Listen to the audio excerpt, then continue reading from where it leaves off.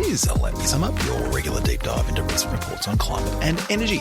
I'm Luke Menzel, recording on Wurundjeri land, and I'm joined today by my two co-hosts, Global Vice President for Marketing and Extortion at the Let Me Sum Up podcast, Frankie Muscovich. Hello, Frankie. Good evening, Luke and Tennant. Such a delight to be joining you from Gadigal country, as I normally am, and with the promise of a mini-series of sweet boko to extort all of our listeners over in the next few months. For those of you all who missed it, and I don't know how you possibly could have in the peak 2035 fever that was our rapid reaction response to last week's policy palooza of stuff, but we have committed, dear listeners, to reading every single one of the 6 sector plans and dissecting them for you.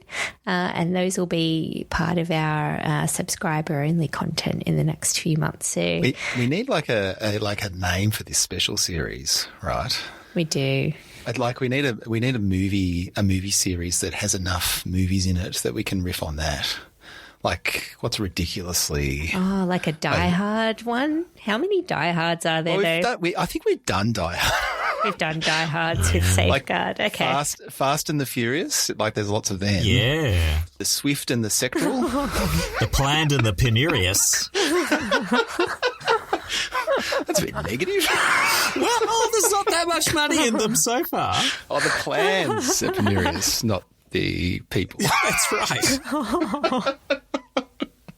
And that, dear listeners, is but a taste of what you could expect to hear us crap on about in these Boko episodes. So, run, don't walk over to our website. Click on the link to support us on Patreon, and then you can hear just what Tennant really meant when he called out penurious.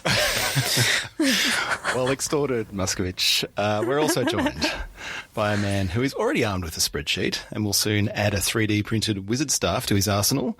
That man is Tennant Reid. G'day, Tennant. Why, hello there. Coming to you today from the lands of the Gulajan and Garubinod peoples in Otway Shire on holiday in Apollo Bay.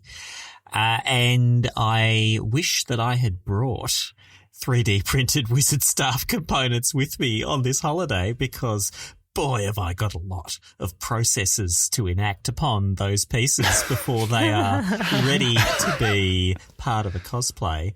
And I've already made at least one serious error and another fixable error, but I will persist. Your spirit will power on. Okay, on this week's show, we dig into Treasury's modelling on Australia's net zero transformation, one of the flagships in the flotilla of climate reports launched by the Albanese government last week. But first, the government's announcement it would seek to cut emissions by 62 to 70% below 2005 levels by 2035 has engendered a wide diversity of reactions across the political spectrum. Now, I would contend they can't all be true. So, Tennant, to help our listeners, I have put together a little quiz for you. Is this target A, economy wrecking, as the opposition claims, B, weak and thoroughly disappointing, as the Greens insist, or C, the sweet spot, as asserted by Prime Minister Anthony Albanese? Your choices again: A, economy wrecking, B, weak, or C, the sweet spot. Well, the answer is that they're all correct at the same time. It's wrecking the economy through being too weak, and that's just exactly what the Prime Minister wants. Or maybe not. I could have been rushing to judgment there, unlike anybody else who has thought about their reactions to this target. There was a diversity. I will be interested to see which opinions you two have caught out there in the wild. From what I have seen, there is a broad swathe of either liking this target or benignly tolerating this target. and many business groups have been in the benign toleration camp. My own organisation, the Australian Industry Group, said that this is not straightforward to achieve, but it is also in the realm of the feasible, with hard work and a tight focus on making Australia a place where it is easy to invest and to build. And there were similar, not quite as effusive, but similar messages from the Business Council of Australia and even from the Australian Chamber of Commerce and Industry, which has been rather grumpier in the last few cycles, but was not rushing to negative judgment this time, although leaving themselves some outs with reference to doing further analytical work. So, it's some absence of calling down hellfire is practically a loving embrace by the standards of the not-so-distant past. And then there were a number of commentators, I think, and participants in the discourse who strongly disliked these targets for what we might call green reasons, environmental disappointment. And then there were people who hated it for what we might call non-green reasons. And certainly the federal opposition were in that space, ranging from being dead against it as a mid-range target, the view from the moderate end, and what are we even talking about mid-range targets for? We should be dumping net zero or we'll resign en masse from other people in that harmonious part of the world. It might be interesting to go through some of the green reasons dislike of this target, though, because there were a few arguments and concerns there. I saw a couple of that may be representative. One set of fears, which I thought were expressed by Tim Baxter, friend of the pod. I hope he doesn't mind being described, who thought that the whole thing and the broader discourse was just failing to grasp the nettle of exported emissions and the scale of those emissions. Sorry, not just exported emissions, but the domestic emissions produced in the act of producing fossil fuels for export. About 20% of the national total, and it's just not being dealt with properly. And then another view, which I saw expressed by economist John and former Climate Change Authority member John Quiggin, that the rate of change, there's just a failure to accelerate the rate of change that makes this target, in his very first reaction, indistinguishable from the people who want to abandon net zero by 2050 altogether. There may have been some other views out there. What did you two see? I think the most common reaction I've encountered, and you know, sort of over the course of the last few days, when it was less about the immediate reaction to the range and people were kind of starting to read some of the sector plans and the sort of supporting material, it was more about where the discussion is going to go over the next little while, i.e. which is the actual target, 62 or 70%. Because once you start to read all the supporting material, you kind of quickly establish that existing current policies are only going to take us so far, 51%. Or something by 2035. So new policy is needed, regardless of whether we're shooting for 62 or 70. And that feels like the start of, where the debate is going to be heading in the next little while, like the battle for, the policies that we need. And are we pitching for 70 or are we pitching for 62. And maybe that sort of relates a little bit to what you're saying there, Tennant, from John Quiggin, because in some cases, that detail isn't there yet. So that's definitely where the debate is going to be had, and certainly in the space I occupy for a lot of suggestion we should be pitching at the upper end of that ambition for the best possible hope of getting close to or somewhere in the middle of that range. I think that the John Quiggin take that we should be accelerating much faster. I have some sympathy for that, and might even have written something to that effect in Renew Economy in an op-ed that went up Friday. But I think it's possible to say, well, the government could have afforded to be more ambitious, and also recognise there's quite a lot of ambition in getting into the 60s, and that it'll take quite a lot of doing. I think that one of the pieces of analysis that I really enjoyed as I was kind of going through the wash-up on Saturday morning, trying to process my own thoughts and feelings about what had been a very intense week, was Adam Morton's op-ed in The Guardian, which I think put its finger on something really important, which is that different judgments around what is possible over a particular time period, in this case 10 years, often has less to do with, technological readiness or availability, and more to do with, what level of change people think is reasonable for the public. Like, how quickly can businesses and households shift their behaviour, shift their choices? And it's really interesting listening to both Minister Bowen and CCA Chair Matt Keane really very strongly prosecuting a line that the upper end of that target band, going anywhere beyond that, is just completely unachievable. It's just ain't going to happen.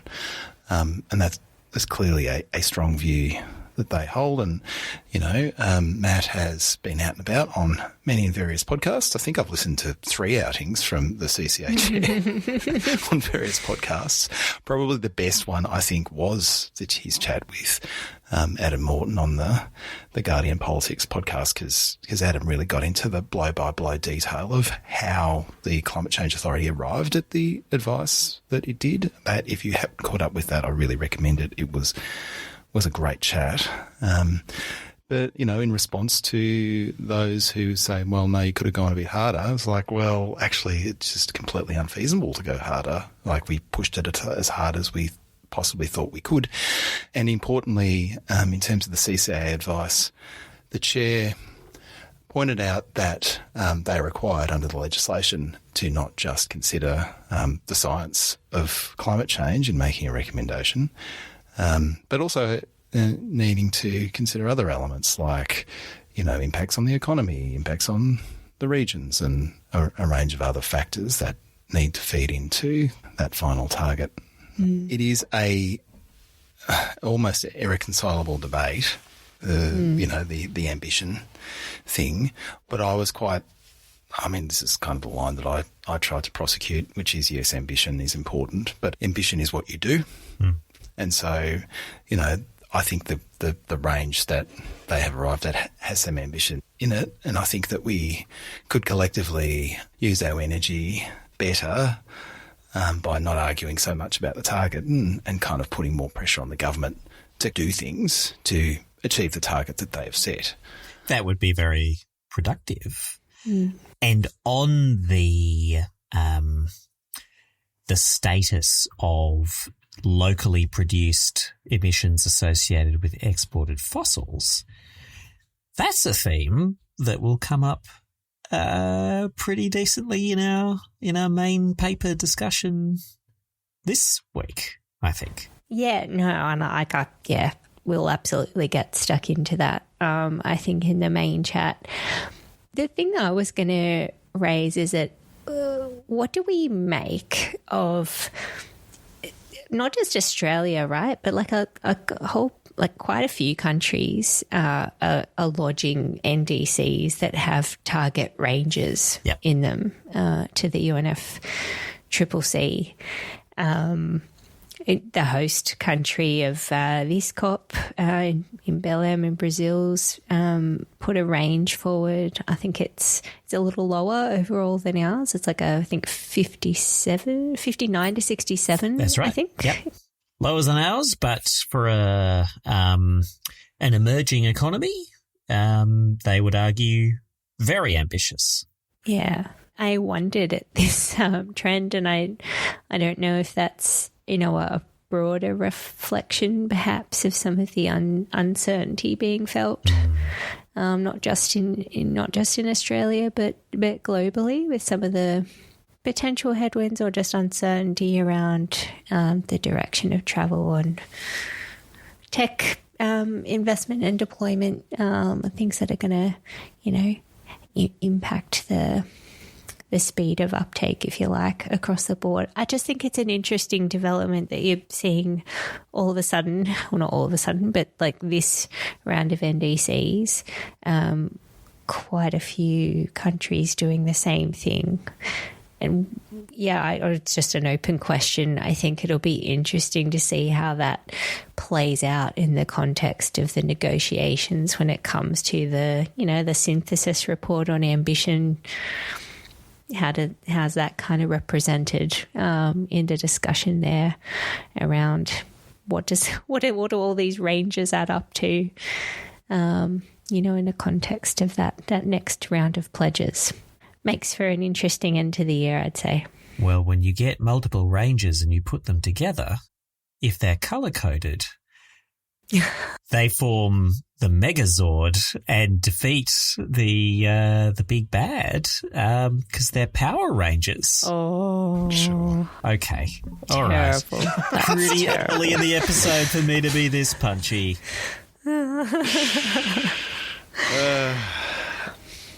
Shall we chat about a report? Probably should. For the protection of us all.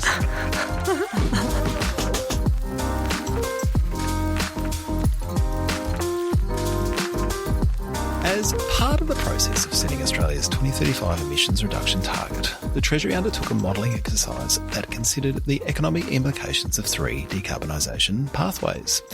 The 3 scenarios modelled all assume Australia hits net zero by 2050. However, they vary in the route that they take to get there. The first, called the baseline scenario, assumes an orderly transition driven by clear and consistent government policies that achieve emissions reductions of 65% by 2035 on the way to net zero by 2050. The second scenario, called renewable exports upside, keeps many of the parameters of the baseline scenario, but assumes much faster growth in clean commodity exports. The third scenario, titled Disorderly Transition, imagines a very different pathway in which climate policy is absent or inconsistent between 2030 and 2040, and Australia is forced to rush to the finish line from 2040 onwards to hit net zero by 2050.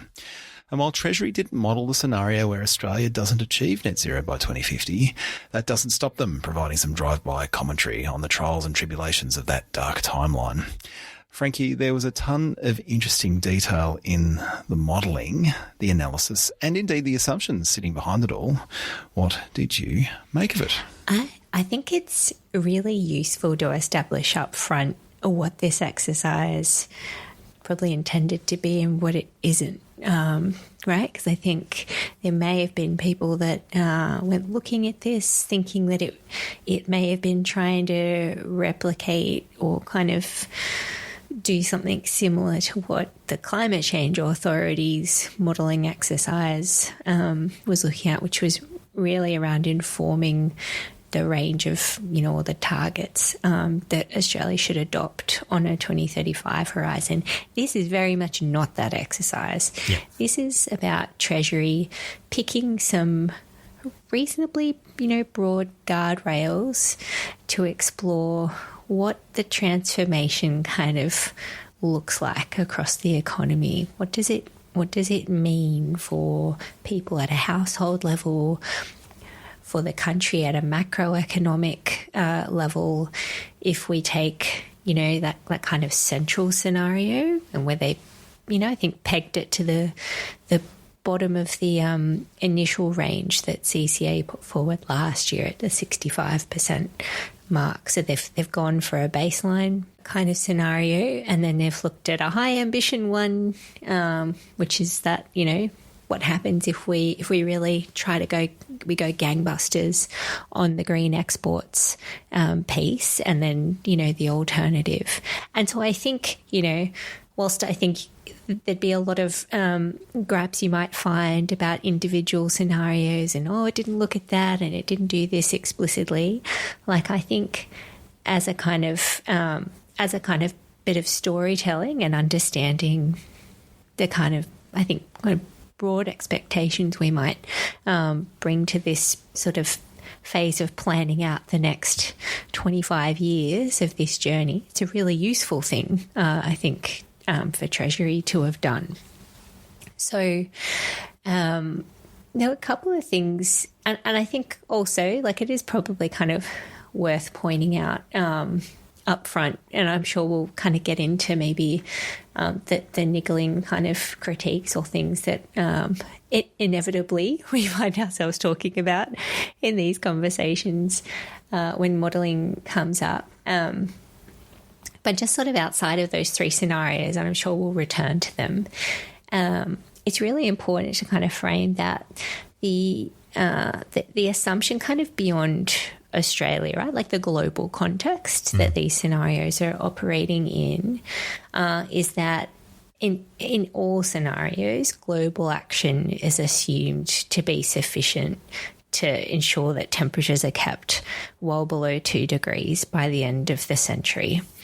And like global scenario, and they've got a global model that Treasury uses. They've got quite a few models. It's acronym city when it comes to models. I'm sure Tennant was very excited to read about all the different models that are plugging into each other. But the global scenario they've used is aligned with the IPCC's the mitigation pathway with a 67% probability of limiting warming to 2 degrees, and I think as well aligned to the IEA's announced pledges scenario. So that kind of needs to be taken as a given for the purposes of this exercise. The other, I think, sort of really significant thing that we need to bear in mind is that impacts due to physical risks, geopolitical risks, different global pathways, or other kind of big chunky sources of uncertainty also weren't considered in these three scenarios. So, like, there's some guardrails that we're operating within here. There's also a delightful section early on which could have been titled "Modelling is the Worst. Let's do some modelling," which does a little retro on a range of previous clean energy modelling exercises conducted by Treasury and others on things like, I don't know, the wild underestimates of PV cost decline and overestimates of the role of hydrogen in decarbonising all kinds of economic sectors. I found that incredibly refreshing, that little trip down memory lane, and it's pretty rare for an exercise like this to hang a lantern on this issue.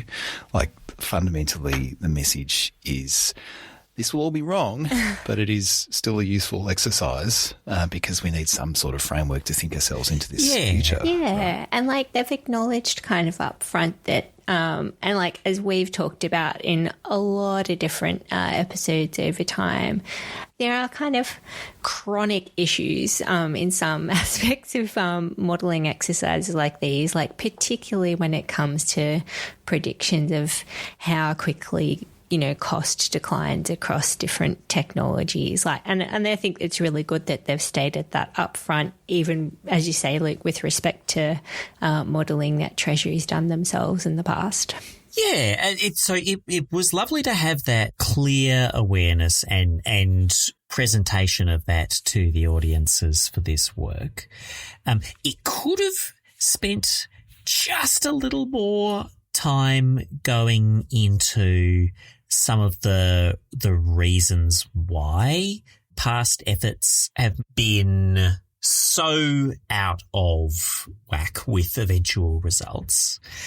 which is not just modelling is hard, but like specifically the treatment of innovation and learning by doing, which way back in the life of this podcast we talked about the beloved, the esteemed learning rates paper, which lays out an approach that is just lets learning rates play out with deployment and doesn't try to dial back innovation in order to seem more conservative and cautious, because the conservative and cautious approaches to modelling have been wildly, crazily wrong compared to the reality of what's happened with solar and wind and batteries and some other relevant technologies. That problem hasn't really been fixed here other than by updating the technology assumptions to the best cost estimates that are available today, but they're still in year X, technology Y costs Z. They're assumptions forced in, and they are not the product of a dynamic global model of deployment and cost reduction and the greater deployment that becomes possible with more cost reduction. So, like, they are doing their best throughout this. I think there's a lot of good work here. They have not built the ultimate Harry Seldon Foundation mega model that will predict everything. They are just updating the Lego blocks that they are making a little indicative set of toy Australias out of. And that's okay. This is a very constructive performance review, Tennant. You always need something to shoot for. Oh my goodness. I think it's useful at this reasonably early stage of the proceedings to zoom back out and kind of think about what the government and Treasury are trying to achieve with the exercise. Yeah. And I think if you think about each of the three scenarios, there are really clear narratives that arise out of the results, whether you can, sure you can kind of quibble with different numbers and things like that sit within each of them. But taken as a narrative and kind of at that broad level, it tells you that the central scenario, so shooting for a 65% target on 2035 is possible to achieve with like existing policies, and I guess that relatively conservative, perhaps you could then say, because it doesn't incorporate that kind of more proven track record on kind of learning rates and deployment, things like that, but just the expected uptake of technologies that are already available. And there's a good economic story for the country that comes along with, with achieving that result. Like we get to the targets that are set out there. The economy is 81% or $2.2 trillion bigger by 2050 compared to 2025. Real wages are increased, I think 10% over the 10 years to 2035, and I think up to 31% over the 25 years to 2050.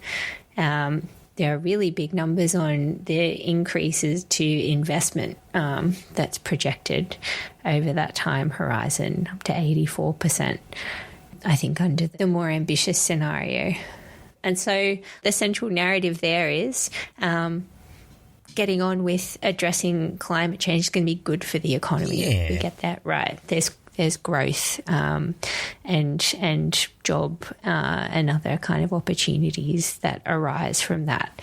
And I think, if I can probably just take a bit of liberty here as well. The other two scenarios, they're also, it is useful to illustrate what a disorderly transition could look like. But, I think in the prep for this, could also easily speculate that that's maybe a representation of how you might see things play out, if the other side of politics were to come to power tomorrow, or, what's the potential impact of having no credible target in the medium term and really having to back end our efforts towards 2050.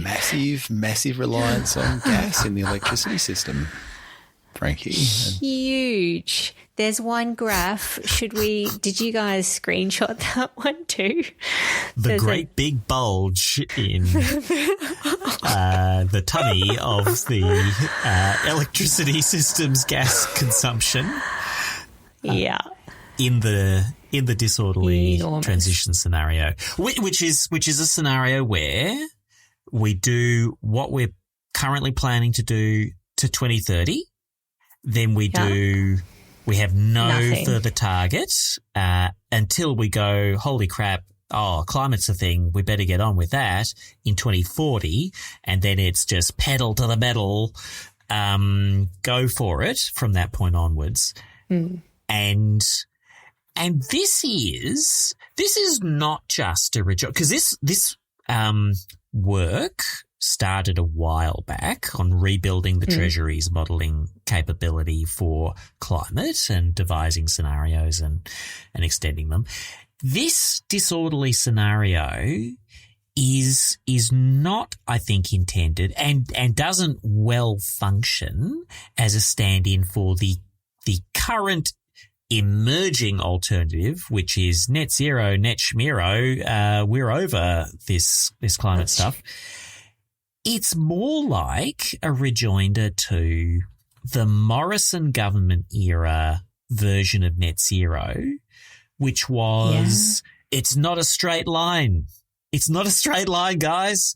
We'll have this gentle path for a long while, and then we'll do things much more rapidly at the end, and that'll be fine.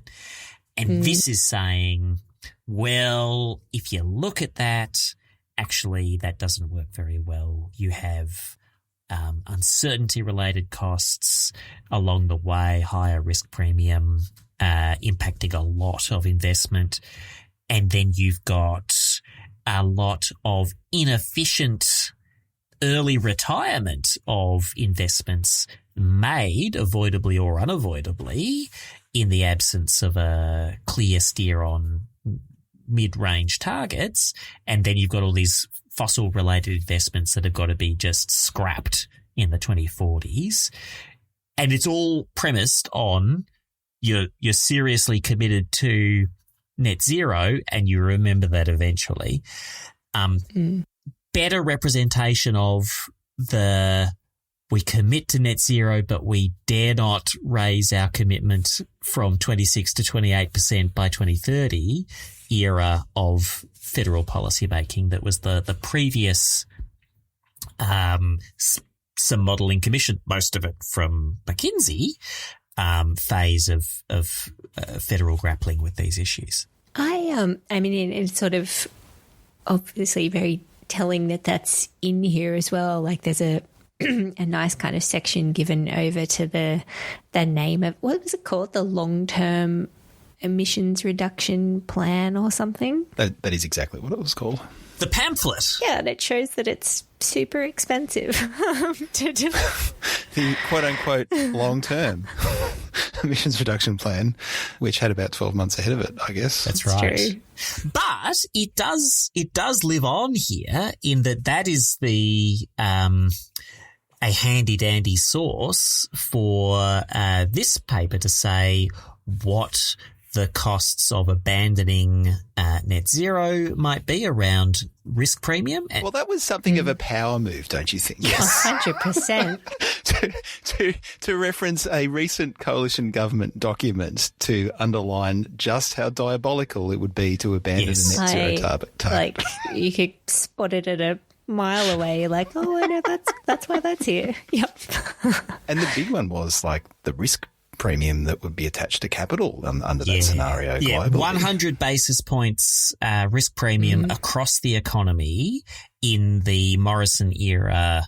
This is the price of no net zero work. Yeah. And 75 basis points in this work on the premium for having net zero in the long term, but nothing between 2030 and 2040. And a result of that, in this modelling exercise, so that's modelled as that risk premium over the 2030s, when it results in a cumulative investment kind of being about $500 billion lower in 2050 compared to the other scenarios. I think it was also interesting that they drew out what the modelled kind of impact on wholesale electricity prices would be across the different scenarios as well. And in the disorderly transition, the modelled impact is, a 17% increase on average during the 2030s, but then up to 54% in the 2040s compared to the baseline scenario. Here's where we're referring to the rather large bulge on the graph showing gas use for energy generation in that period. That might have something to do with that figure. What do you reckon? Yeah, it definitely does. But the risk premium stuff, it highlights some of the trickiest issues around doing and evaluating work like this, because that risk premium is an assumption that is put into the scenario. It doesn't emerge from the Harry Seldon mega model.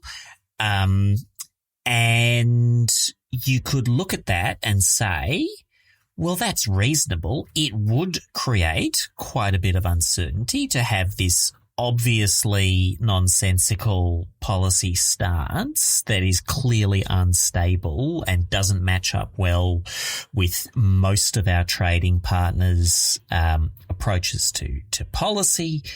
And you've got to represent that somehow. And this is a tractable, manageable way to reflect in a model that real risk. On the other hand, there is some arbitrariness and some room for wonder about exactly how you do reflect that.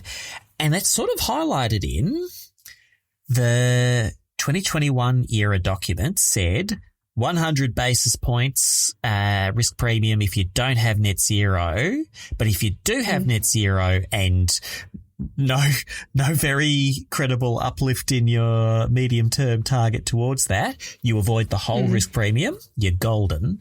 And now 4 years later, this effort's saying if you have the net zero and you don't have the medium-term credible target, then you've got 3/4 of the risk premium that you would have had. And you could defend that view, but clearly there's some scope for the process to kind of deliver the results that are expected of it. And it's worth just interrogating all this and going, okay, this is a reasonable approach, but we should be careful about placing infinite weight on the specific mechanisms to there's definite bankable benefits of X trillion dollars. I think this is directionally right, and in detail, the world is complicated. We could have a lot of risk and uncertainty coming at us anyway because of the sad state of the world. Well, the sad state of the world is pretty material in this, and there has been some criticism of this work on the basis that I think they did a pulse check in second half of 2023 about, the trajectory the world was on in terms of its NDCs. And they've held those assumptions consistent, despite the fact that there has been a little bit of water under the bridge since 2023, notably, obviously, the election of the Trump administration. And, they've pulled out the Paris Agreement and done a more effective job than many expected of shredding the Inflation Reduction Act. And so, this modelling exercise is undertaken assuming a world that no longer exists. Now, one can, argue about, how material that is, and, maybe other people are picking up steam and all those sorts of things. It is an important consideration, particularly when you get to some of the other assumptions that are baked into this report, assumptions like, the decline of fossil fuel exports. And it goes to some of the, with any model, it's kind of like, where are you doing your sensitivity analysis and what do you hold consistent across the different scenarios? And I think that my defence of the approach they've taken in this report is that to some degree the world is in flux, and, anything that any other scenario for global decarbonisation pathways that they stuck in there would be kind of just as arbitrary, because there's so much going on geopolitically and in terms of emissions reduction policy around the world. We are at a moment of quite a bit of movement. And this is really an exercise focused on domestic decarbonisation and needs to plug in some assumptions so that it can kind of like test the implications of some significant swing factors in our journey to net zero. Yeah, I think I tend to come to the same conclusion. Like, it's on a one hand an easy thing to criticise the global scenario not reflecting where we are at this point in time. But equally, you could wait a year or two and it could look like that flux is not in the same direction, I think, is the other thing to say here as well. Of course, the US's withdrawal from the Paris Agreement, is being felt to an extent, across the world. But equally, we are more, economically tied in a lot of ways to China and other countries in our region than the US. So I think it makes sense for the purpose of this exercise that is focused mostly on implications for domestic decarbonisation to just control for that, because I don't think that's really the insight, or the purpose of having done the work. Well, so there's also, related to this, the question of should there have been a scenario where Australia abandons net zero?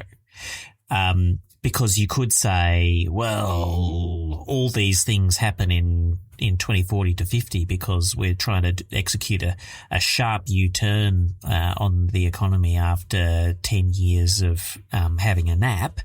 It's the Return of the Jedi scenario, that one. After the abject failure of Empire Strikes Back. Absolutely, yes. And maybe, goes the argument, well, there's a loss of global momentum. There's a move in a significant part of the polity to, well, it was a significant part of the polity. Maybe it won't be significant electorally for some time to come, to say we're jack of all this.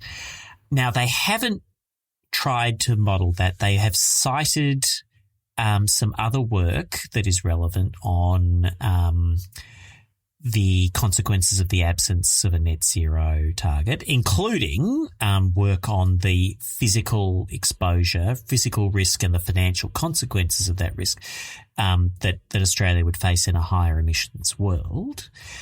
It would be a much more complex exercise with many more components to be added to the delightfully named Tim, Mira, M, and Alex models that are, I don't know what. Is this a reference to some post-Friends sitcom series? But they've got a lot of models with nice names here. They'd need even more to try and translate. Like, there's no physical climate impacts incorporated in any of the modelling that they have done. No. You can kind of get by with that-ish for the scenarios that they're looking at, particularly because they've assumed the same amount of global achievement in all of those scenarios. Although you might want to look at it for, can we rely on land sector sequestration to quite the extent that we do in this model? But if you were going to look at no net zero, no pursuit of net zero, the people who don't like net zero in a range of economies also don't like renewable energy or electric vehicles or really almost any of the other technologies that are actually deployed and deployable to reduce emissions. And so an internally coherent no net zero scenario probably would have to return to the kind of ultra-high emissions, high global coal consumption scenarios that many people have been saying over the last few years are just completely exploded and obsolete because the world is not going like that. Now, I believe that as a matter of fact is true, but if you want to sketch a scenario where the world turns away, then it's got to be one, I think, that is produces temperature rises above 4 degrees, which is eye-wateringly catastrophic. Yeah. In the real world. Well, arguably a relatively simple modelling exercise, though. Yeah, just get the model and go kaboom. Go home, enjoy what time you have left. Grab a drink. Sit down and watch the sunrise. My God. I don't know what the utility of, apart from painting an ever more bleak picture of that potential future should it await us like that would be a way more complicated exercise. I think, as you say, Tana, I think if you're looking at that, I don't think you can externalize or not include things like impact of physical risk in the context of a kind of broader turn away from net zero and the inevitable impacts of that in the real world. I'm keen to sort of pivot back towards something a little more positive in the model, because we haven't talked about the upside scenario yet. Rivers of gold. Indeed. So this is the third scenario that looks at, and it's an interesting one actually, because it represents basically the same domestic decarbonisation pathway as the central scenario in the baseline, and then it additionally considers the upside of kind of realising more of that potential in emerging clean energy export markets. So domestically, it tracks kind of exactly the same as the baseline target out to 2035, but it looks at this upside, and oh boy, is there some upside on a 20 well on. If we took the sort of total value of the green exports that they've looked at, so that includes green ammonia, iron, alumina, aluminium, and critical minerals, we could be expected to reach between 80 and 93 billion in exports in 2035, and then up to between 109 and 178 billion dollars in 2050. So that's between the baseline and the upside scenarios. So that is a stonkingly big prize to look at if we got that right. And the kind of broader economic outcomes, I guess, of flow from that is you've got a bigger economy compared to the baseline scenario. You've got a bigger reduction in wholesale electricity prices, I think about 20%. By 2050 relative to the central scenario. So that's nothing to sneeze at. So, and that's coming because the hyper electricity intensive, green energy intensive export industries, the portions of those that are located in the national electricity market or the Western electricity market are available to do demand response and flex and stave off some of the most expensive stuff that you otherwise need to do to maintain electricity reliability through the lowest generation and highest demand portions of the year. So that industrial flex, super helpful. And like hydrogen manufacturers are so energy intensive that it can make sense for them to offer that kind of flex. And it's allowing you to move from 97% renewables to 99% renewables. And while that might not seem like much, the gas that you're relying on to deal with, like the Dunkelflaute and the like, is so expensive over the course of the year that it has a really significant cost ultimately that's flowing through to consumers. Yeah, absolutely. So, I mean, this is very much painted as, a scenario to play for, right? So it's not only can we expect to see real benefit at a household level, this would translate to reduced bills to a degree, but also that kind of macroeconomic picture is looking even better than the sort of central baseline scenario. I think what then gets interesting for me as you start to look across the different sort of sector pathways or how these assumptions kind of play out across the economy, I think is really interesting. I know, Tennant, you and I are seized on one of the same kind of things here as well. And that was those industries. So it's mostly green iron, aluminium and alumina, right, under critical minerals, but they decarbonise kind of much faster than either other parts of industry, but also even other sectors of the economy, even where you've got technology that's available today. And I was obviously paying a bit of attention to things like residential and commercial buildings and electrification over time. The decline rate in those currently very hard to abate emissions intensive industry is sort of much steeper over the medium term. And it was sort of, I think, really striking. And I think we've sort of come to understand that that's down to the impact of incentives that come in around future made in Australia, like bringing the price down more steeply. But it certainly does kind of raise some questions about where some of the limitations of these scenarios might be found. Yeah.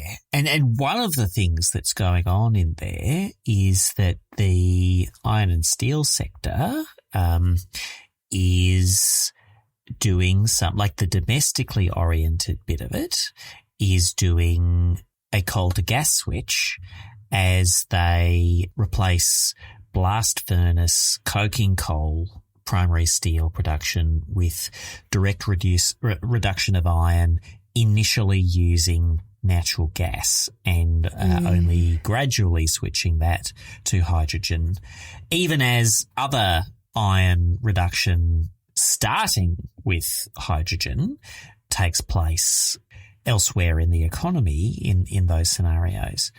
And there is a bulge in gas consumption in the modelling in the industry sector that reflects that switch, even while the overall story is a 70% decline in natural gas consumption over the period to 2050, which is like a big decline, but not as big as some people have in mind, but much bigger than you might imagine from the kinds of statements about the role of gas to 2050 and beyond that you hear from some other stakeholders. So there's something to annoy everyone in this modelling.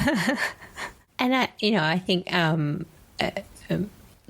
the reality or well, I mean, you know, who am I to speculate about that? But it does seem a little odd to think that in the real world you'd have, you know, kind of similar industrial processes happening in a country where you sort of like vastly different outcomes. Like you've got these learning rates and tech kind of rollout happening in the export, you know, kind of oriented businesses, and that's not kind of bleeding into domestic focused industries. And it's probably reasonable to think that there would be some of that, but in this modelling exercise, it looks like that's not the case. Like the benefit is kind of confined to the export focused activities, if you like. Yeah. So anyway, just something that kind of piqued interest on the way through.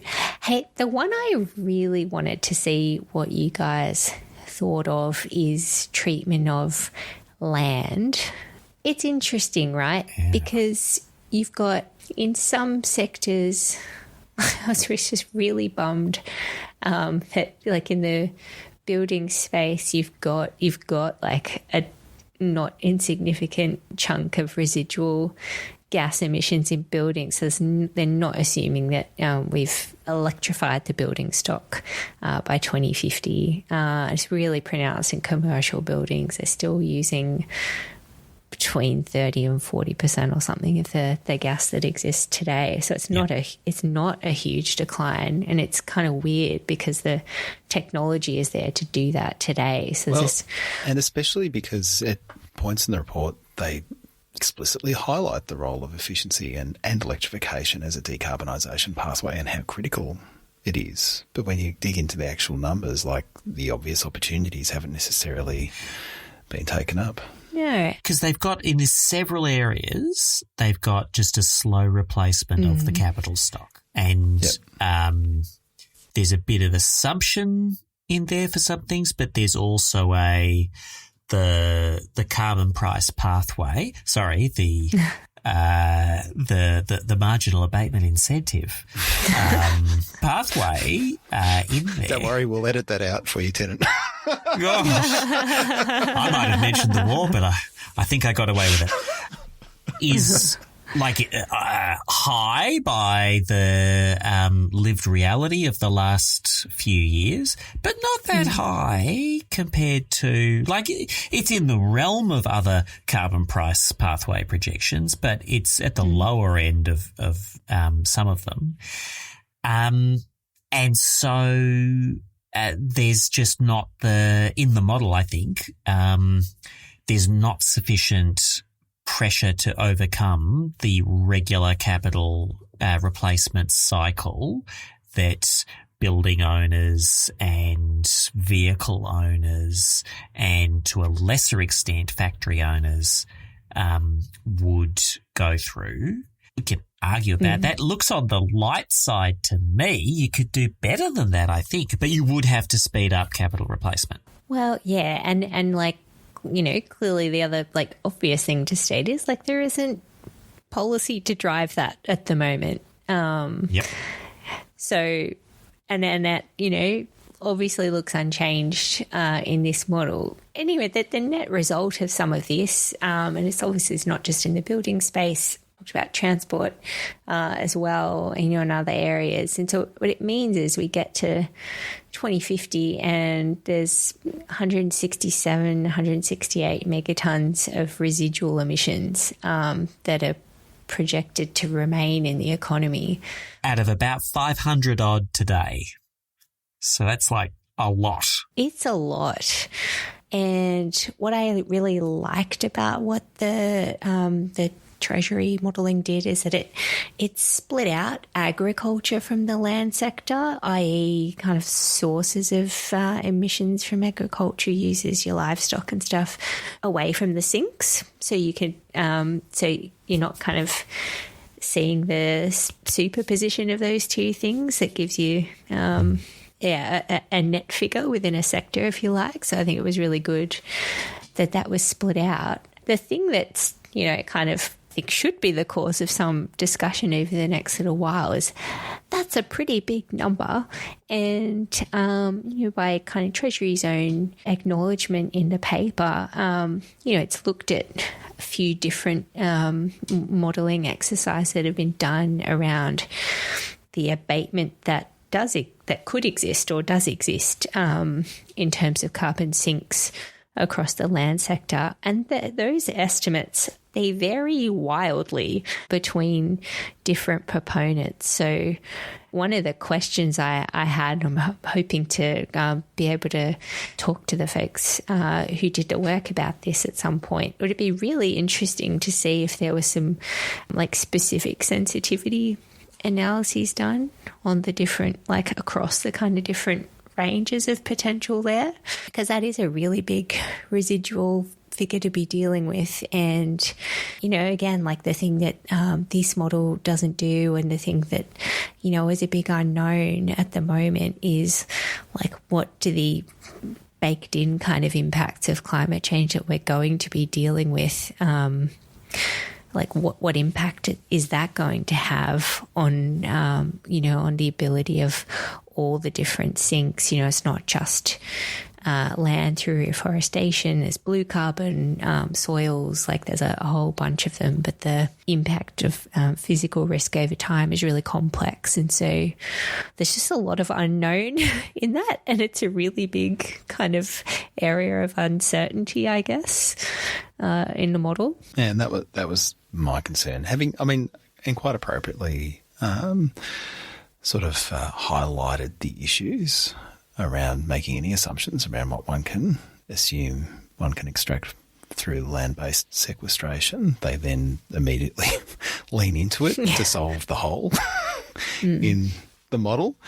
And given all of those uncertainties, maybe this is a question of policy rather than a question of modelling. And you make the right point, Frankie, which is that while there's a whole bunch of really obvious technology pathways for electrifying buildings and removing that residual gas use, we currently don't have anything approaching the policies that would enable that to take place by 2050.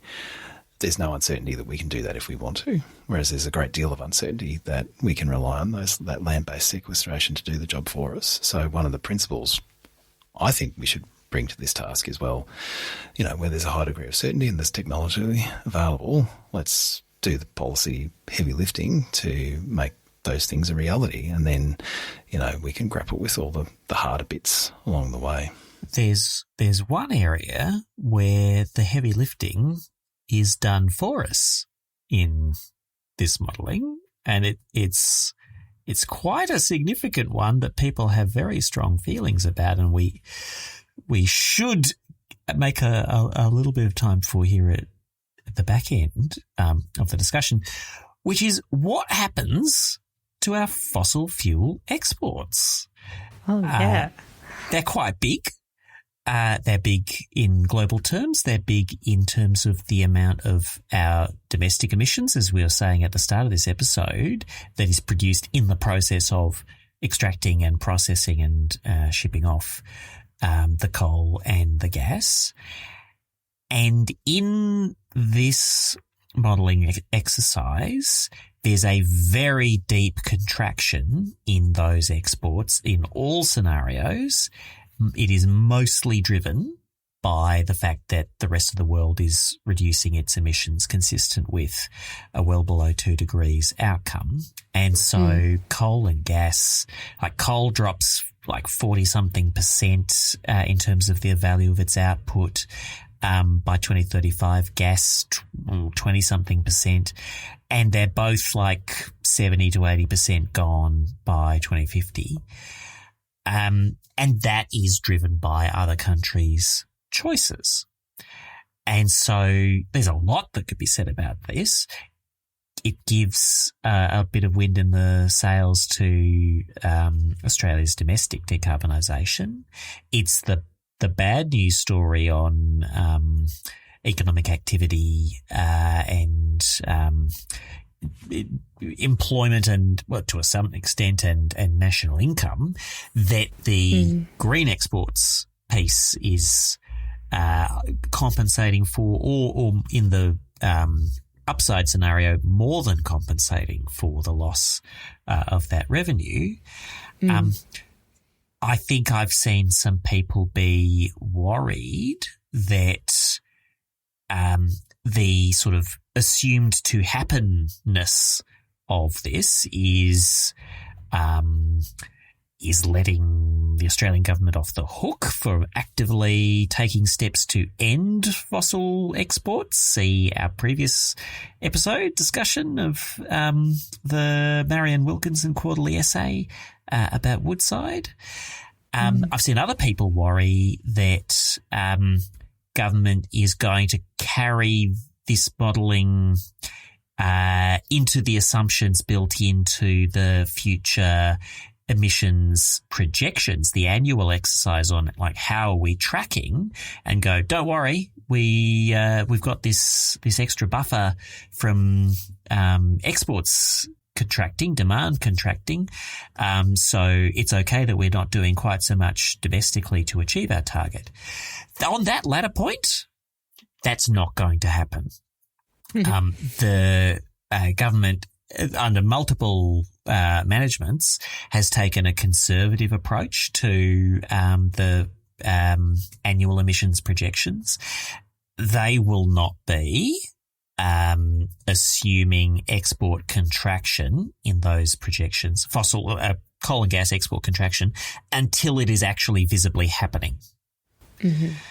And so I do think that they will be pressuring themselves to do domestic steps that they are willing to do, and they are clearly not willing to proactively crush fossil exports.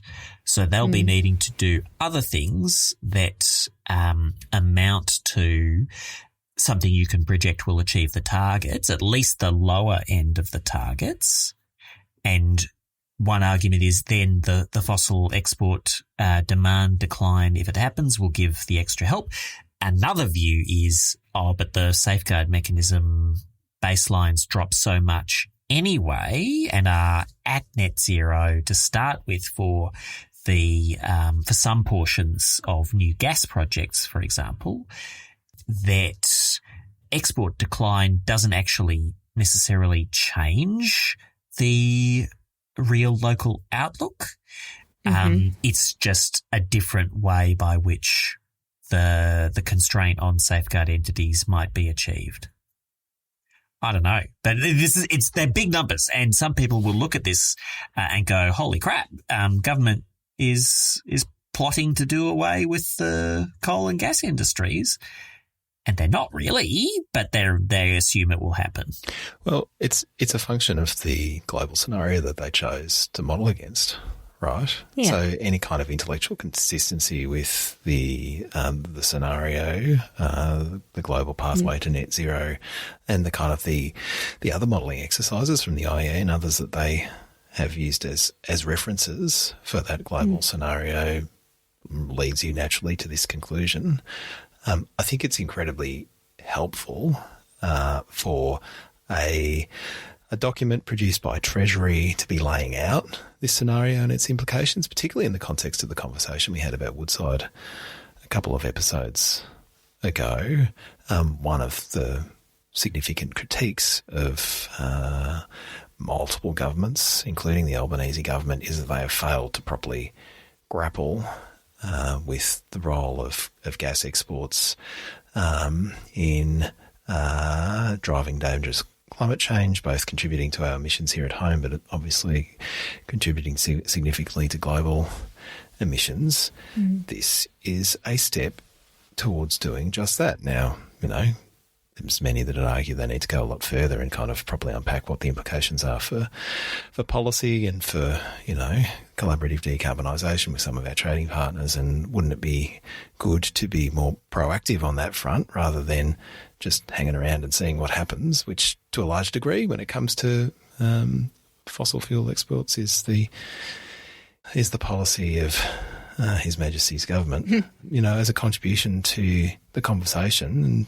thinking ourselves into, things could shift pretty quickly if things play out in this particular way. I think that's a useful contribution to the national conversation. And just underlines, right, like the value of leaning in on those green commodity opportunities. Not just is it upside over and above the baseline scenario as it's laid out here and, grows the economy and grows per capita GDP and we're all a lot better off. But it is a hedge against declines in those fossil fuel exports, even less precipitous declines. Like you could take, a significant chunk out of those fossil fuel exports, less significant than what is contemplated here, and still take some serious paint off the Australian economy. Yeah, Yep. I think it's really significant that Treasury are the ones doing this work, and I think it lays a foundation for what are going to be necessary conversations over the next little while. And it's really good that they've done the work to paint the picture of what the upside looks like if we do lean in, because I think my view would be you need that counter to what the envisioned decline looks like.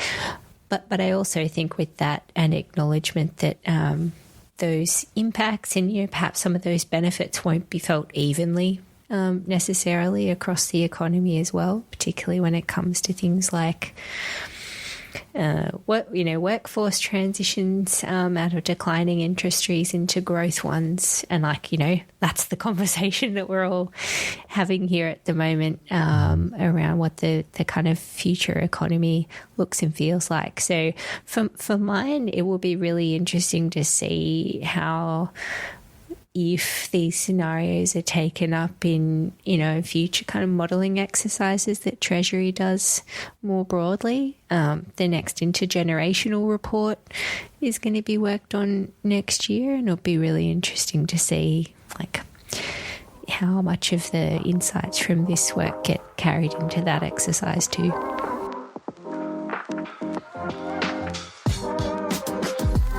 As always, we close out the show with one more thing in which we all share something that is currently captivating our attention. Tennant, what have you got? I want to point people towards a fun, I thought, entry in the genre of internet well actually posts. Energy maven Michael Liebreich has a post at his site, The Thoughts of Chairman Michael, entitled "Why Every Sankey Diagram You've Ever Seen is Wrong." What is wrong with those Sankeys? What is a Sankey? You can find out at that post, but I'll give you a hint. The answer is ambient. Oh, you're such a tease, Tennant. It's all around us. I have not read that post yet, but I think I won't provide any spoilers, but I think I've worked it out. I glanced at the graphic. You should totally check that out. We'll chuck a link in the show notes.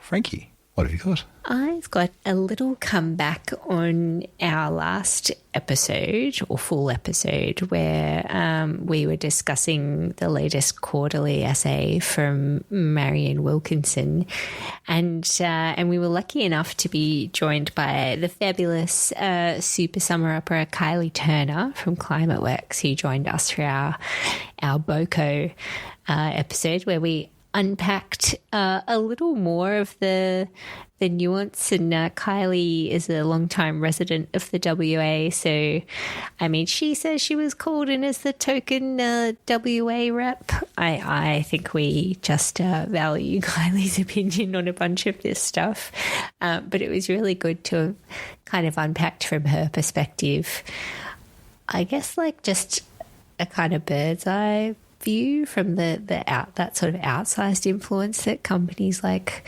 Woodside have had in WA, where there's this very complex relationship between governments over an extended period of time and companies like that, And the amazing Marianne Wilkinson commented on Kylie's LinkedIn post where she was good enough to spruik the BOCO episode that she'd filmed with us. And her comment was, thanks for jumping into to this debate over Woodside. And she was just sort of saying this is exactly the debate she was hoping her quarterly essay would provoke. And, much sort of closer and broader scrutiny, I think, from across the country about the kind of influence and impact of countries big emitters like Woodside have in that very sometimes hard to understand environment to a bunch of East Coasters like us. So it was really great. I had a fangirl moment when I saw that. It was very cool. So I'm glad she enjoyed the episode too. So I don't know. Does this mean we need to keep on going with that conversation? I'm also totally here for it. And if Treasury keeps spitting out modelling that is painting the potential doom and gloom of fossil fuel exports, I'm sure we'll have no shortage of things to talk about there. Well, speaking of continuing that conversation, that's kind of what I did, right? So we recorded that episode, I guess it was on a Monday, and then I jetted across the Nullarbor to Perth for a few things, but one of the things I was doing was joining our friends at the Australian Institute of Energy's Perth branch for their pretty iconic at this point, Energy in WA conference. That's always a good gig. And one of the things I was doing at that conference was interviewing Dr. Saul Griffiths. And it actually picked up a lot of the themes we discussed on the podcast, on the Woodside chat a couple of episodes ago. And in short, Saul's strong view is that the economics of electrification are so good that demand for our gas exports is going to inevitably decline and go away a lot sooner than anyone thinks. Well, except perhaps Treasury, I suppose. But in his view, that's one of the reasons why we need to do what we were just discussing, rapidly ramp up our effort to replace all that revenue with clean commodities. So that was a good chat, a really interesting conversation with Sol, and the good people at AIE and Sol were kind enough to allow us to put the recording of that conversation into the Energy Efficiency Council's First Fuel podcast feed. So all of you, if you want even more prognostications about the future of fossil gas exports and the more things that we could be doing to replace that important national revenue, can check out that other chat in that other podcast feed, and we will chuck a link in the show notes. All right, we're almost done, but every fortnight after the show, we record a bonus episode called There Is Too Much, in which we pour ourselves a drink, or in some cases another drink, and cover something we didn't have time for on the main show. And last week, we promised to cover each and every sector plan on a bonus episode between now and Christmas. But summing up all of those 6 sector plans is a weighty task, so we are calling in reinforcements. Yes, we are going to have 6 different expert guest co-hosts for each of these special sectoral summing up episodes. So, Tennant, can you reveal which plan we are covering this week? And you need to say who is joining us to help us sum this Sector Pathways report up. Surprise witnesses, Mr. Simpson, each more surprising than the last. That audience won't know what hit them. It is the electricity and energy sector plan, the one plan to rule them all. And in the role of Gandalf for this quest is Dylan McConnell, energy wonk, mega wonk, says Luke in that episode. I would say gigawonk might be more fitting, but you be the judge, dear listeners. If you are subscribed, only subscribers get to judge. It's a friendly jury, to be fair. But nevertheless, this is good stuff. I think Tennant has revealed that we may have actually already recorded this episode. Either that or I am progressing backwards through time. Anyway, regardless of when it was recorded, you are assured of a good and informative time with Dylan McConnell and the three of us. So run, don't walk to letmesumup.net. Find the button at the top of the page that says support LMSU. You'll, via that route, find our Patreon. You can sign up, and for the low cost of $10 a month or $100 a year, you can access all of that sweet boko. That is our show for today. This podcast was edited by energy professional and podcast tragic Mark Spencer from Here Media Studio. Frankie, you like promoting things. What would you like to promote to close out our show this week? Well, hopefully having guaranteed the extortion of you all towards subscribing for access to sectoral silliness and abundance over on the Patreon, I should do another quick PSA for Chaos Trivia, which is coming up on the first evening of the All Energy Conference in October. I think the 27th of October. Am I getting that right? 29th. 29th. Don't get there on the 27th. That won't be a good time for you. 29th of October. Well, I don't know what's going on there on the 27th, but it won't be Chaos Trivia. And you won't get to see Tennant dressed up as a wizard, maybe or maybe not, with a 3D printed staff. But nonetheless, the tickets are selling like hotcakes, and the lovely folks at Currently Speaking are working hard with us to make sure that event is going to be a lot of fun. Also featuring NemChat singers, ahoy, and all proceeds going to the First Nations Clean Energy Network. So you should definitely get onto that if you haven't already. Head over to the website, letmesumup.net, and on our blog there'll be a link where you can buy tickets. Do it now. Do it now. But while you do it, for Frankie Muskovich and Tennant Reid, I'm Luke Menzel. Thanks for listening, and we'll talk to you again soon.